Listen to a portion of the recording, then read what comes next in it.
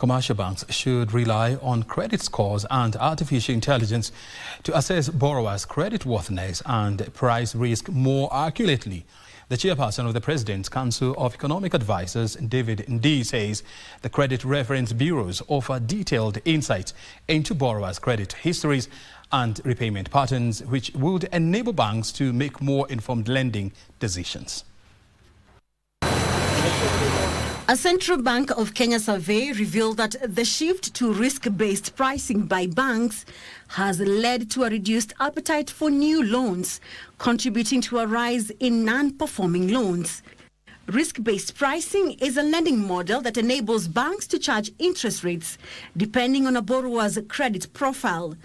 The chairperson of the President's Council of Economic Advisors, Ndii, says financial institutions should leverage credit scoring systems to assess borrowers' risk more effectively and adjust interest rates accordingly.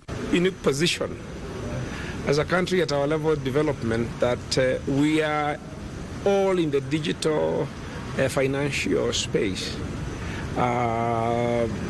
Most of us now are doing our payments and all sorts of things on digital platforms.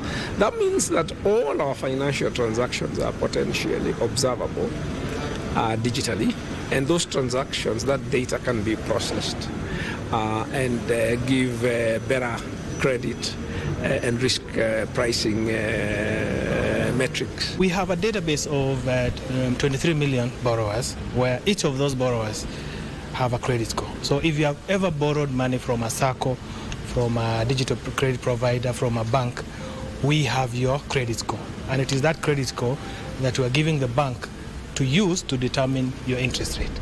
Now, that for the 23 million Kenyans, about 70% have a good credit score. He says some financial institutions still rely heavily on collateral such as land, cars or buildings rather than evaluating an applicant's repayment behavior.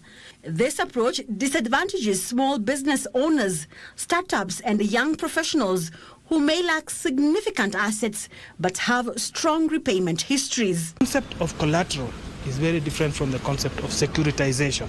And the securitization of receivables, for instance, has allowed this DCP to unlock lending to merchants, to small retailers who have partnerships with the PSP, with the payment service provider, that out of the daily sales, the merchants are able to restock from funding that comes from a large bank channeled through a DCP.